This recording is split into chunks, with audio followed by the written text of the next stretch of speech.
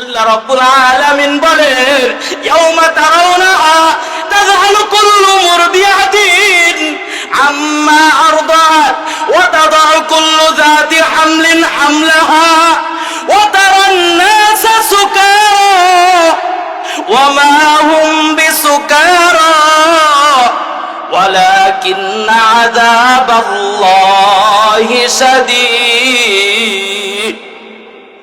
যে তখন ইসরাফিল আলাইহিস সালাম ফুৎকার দিবে, ওই কিয়ামতের দিন মা স্থান থেকে সন্তানকে দুধ ছাড়ান দিয়ে দিবে। মা নিজের বাঁচার জন্য পালাইনো শুরু করবে। হামলিন হামলাহা, যারা গর্ভবতী থাকবে তাদের গর্ভপাত হয়ে যাইবে। রাসূল আকরাম সাল্লাল্লাহু আলাইহি ওয়াসাল্লাম যখন এই হাদিসের বর্ণনা করলেন, তখন আয়েশা রাদিয়াল্লাহু তাআলা আনহা জিজ্ঞাসা করলেন, হে আল্লাহর হাবিব, আমাদের কি শরম লাগবে না আমরা যে উলঙ্গ অবস্থায় উঠবো? তখন হুজুর পাক সাল্লাল্লাহু আলাইহি ওয়াসাল্লাম বললেন, হাশরের ময়দান এমন হবে যে ফজরের পরে শুরু হবে, তোমার জোহরের নামাজের আগে শেষ হয়ে যাবে।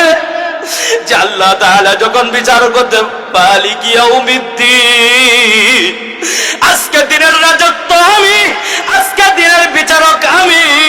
যারা জাহান্নামে আছো জাহান্নামে চলে যাও।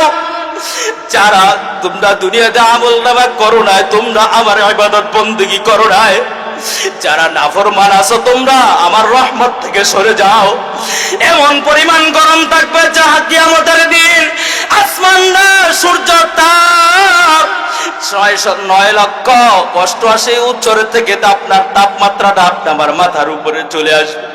ওই কিয়ামতের দিন আপনি আমি আপনার মগজ টকপট করে গলে গলে পড়তে থাকবে। গুনাহগাররা বলবে, আল্লাহ আমাদেরকে আপনি বিচার শেষ করুন, আমাদেরকে জাহান্নামে পাঠিয়ে দেন। আমার আল্লাহ ডাক দিয়া বলবে, নারুল্লাহিল মুকাদা, তোমরা তো জানো না জাহান্নামের আগুনের প্রজ্বলতা কত কঠিন। তখন জাহান্নামরা জাহান্নামীদেরকে, জাহান্নামদের যখন জাহান্নামীরা আসতে থাকবে, জাহান্নামকে ফেরেশতারা 70,000 ফেরেশতা ধরে রাখতে পারবে না। ও যুবক ভাই, জামালপুরের ভাই, ও বৃদ্ধ বাবারা, আজকে তুমি আমি কার পিছনে পড়লাম রে বাবা? তুমি আল্লাহ তাআলার কতটুকু ইবাদত বندگی করো। আল্লাহ তাআলা ওই দিনকে বলবেন, লিমানিল মুলকুল ইয়াউম, এমন বড় ভয়ঙ্কর আওয়াজ দিবে, আদম আলাইহিস সালাতু ওয়াস সালামের কাছে সকল উম্মতরা ছুটবে। আদম আলাইহিস সালাম বলবে, ইয়া নাফসি ইয়া নাফসি। হযরত মুসা আলাইহিস সালাতু ওয়াস সালামের কাছে যাবে, হযরত ঈসা আলাইহিস সালাতু ওয়াস সালামের কাছে যাবে। সকল পয়গম্বর বলবে, আমরা নিজেরা চিন্তিত, কিন্তু পয়গম্বরদের গুনাহ না থাকা সত্ত্বেও তারা ভয়ঙ্কর আওয়াজ আল্লাহর কাছে সুপারিশ করতে রাজি হবে না।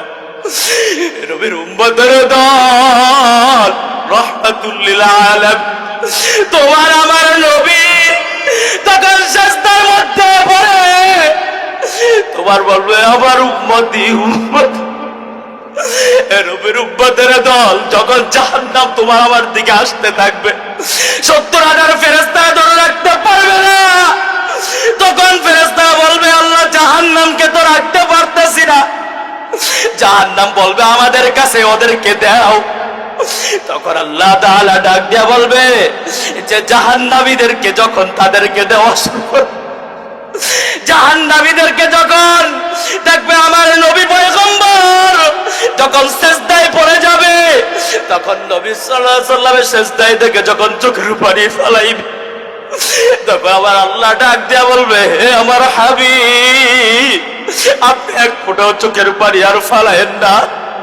ও জামালপুরের ভাই, আজকে তোমাদের আমার জন্য জান্নাতের বাগানের আয়োজন করা হলো, কিন্তু তুমি কপাল পোড়া, কিন্তু জান্নাতের বাগানে আসলা না।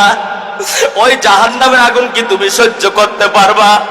বাবা, আমিও তো গুনাহ করি, তুমিও জীবনে গুনাহ করছো। এই ওয়াজের উসিলায় যদি আল্লাহর কাছে মাফ চাও, ওই জাহান্নাম থেকে তুমি আমি মুক্তি পাইতে পারি। তোমার আমার চোখের পানির এত দাম। আমার পয়গম্বর যখন সিজদা থেকে বলবে, হে আল্লাহ তুমি আমার উম্মতদেরকে তুমি মাফ করিয়া দাও।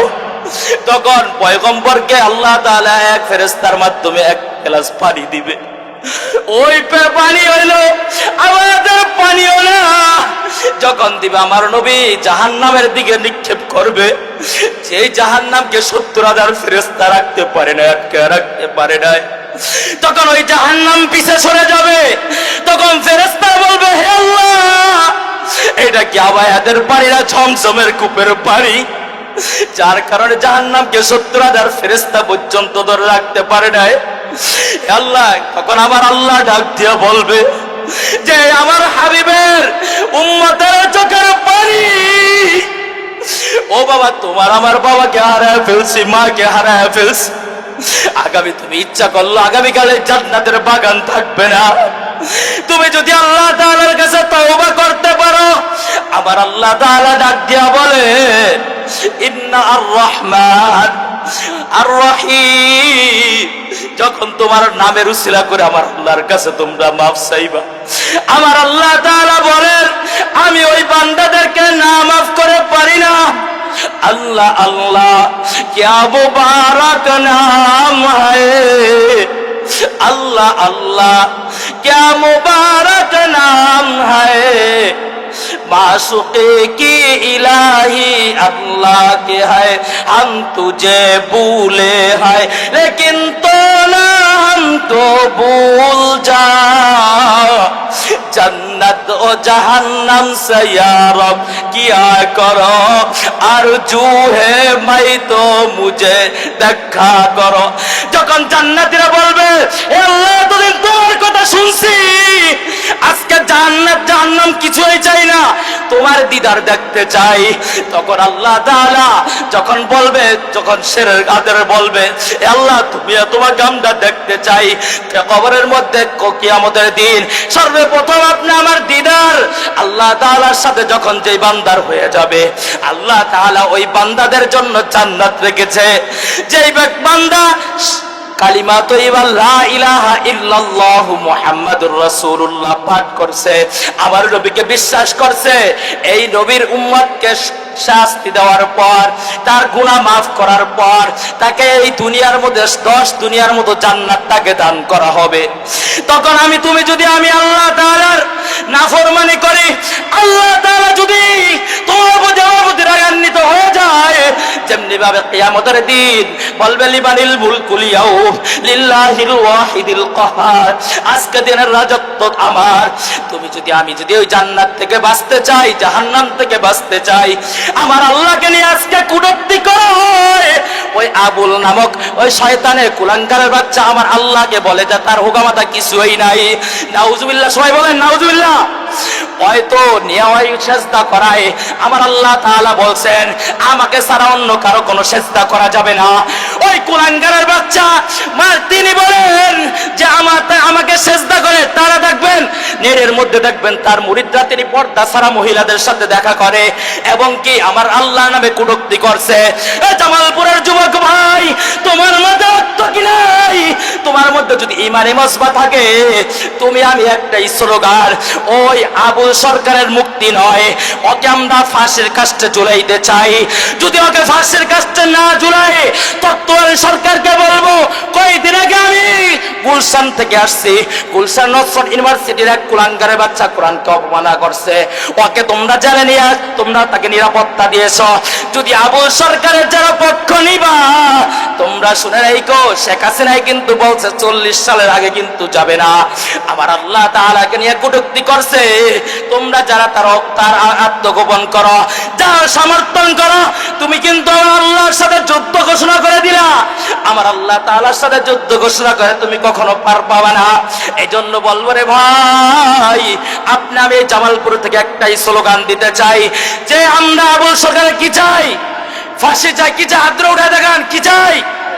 কি চাই? ওকে ফাঁসির কাস্টে শাপলা চত্বরে ওলামায়ে কেরামদেরকে মারা হয়েছে, ওই ফাঁসির কাস্টে যদি ওই শাপলা চত্বরের মধ্যে আবুল সরকার যদি ফাঁসি কাস্টে না ঝুলানো হয়, এই জামালপুরের মাটি থেকে বলে গেলাম, তুমি একটু সবুর করো। তত্ত্বাবধায়ক সরকার ডক্টর ইউনূস সাহেব, আপনাকে আমরা বসিয়েছি, এই তাজা প্রাণে জুলাই জন্য গুলি খেয়েছি, কাল 4 দিন বলতেছিলাম, আপনি এই কথা ভাইবেন না যে আপনাকে নামাইতে আমাদের 1 ঘন্টা সময় লাগবে।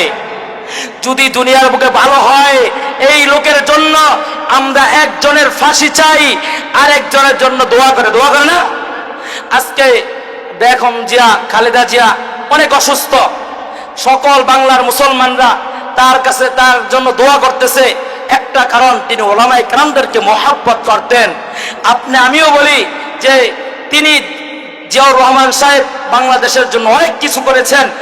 তিনি, বেগম জিয়া, খালেদা জিয়া, তিনি আমাদেরকে ছেড়ে চলে যান নাই, কিন্তু আজকে শেখ হাসিনার সবাই ফাঁসির কাষ্ট চায়। আর এবার কি আজকে 10 দিন যাবৎ শুয়ে রয়েছে, আমি দেখতে গেছি, আমি নিজ চোখে দেখতে গেছি, পাশেই থাকি, তখন হাজারো ওলামায়ে কেরাম কোরআনের কারিমের খতম দিচ্ছে, তার জন্য দোয়া করছে।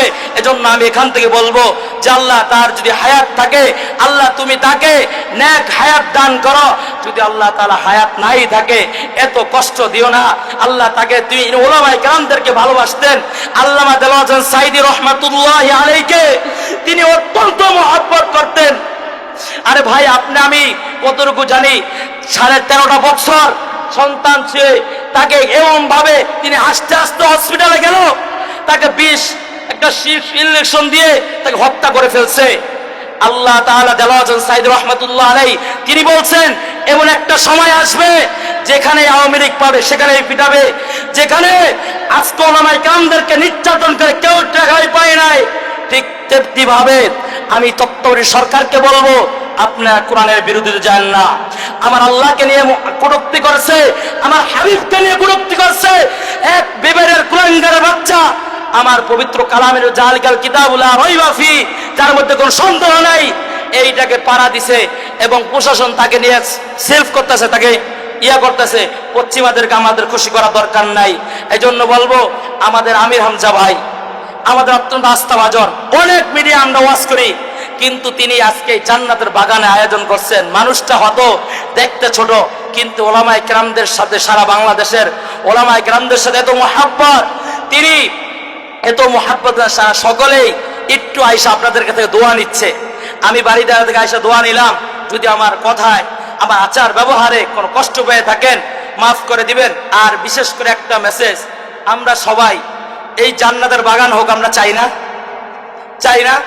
আপনাদের কত ভিতরে যদি আমির হামজা ভাইকে আপনার একটু সাহায্য করি, যে আপনাদের সন্তানের মতো, আপনার ছেলের মতো, যে আমি বাবা তুমি করো, আমরা আছি তোমার পাশে, ইনশাআল্লাহ হাত তুলে দেখাই, আগামীতে 2 দিন নয় 3 দিন ধরে মাহফিল হবে। আল্লাহ তাআলা কবুল করুক এবং সবাইকে, আমাকে সহ আল্লাহ তাআলা সকল কথার উপর ওই জাহান্নাম থেকে বেঁচে চলার তৌফিক দান করুক। ওয়া আখির দাওয়ানা আনিল হামদুলিল্লাহ।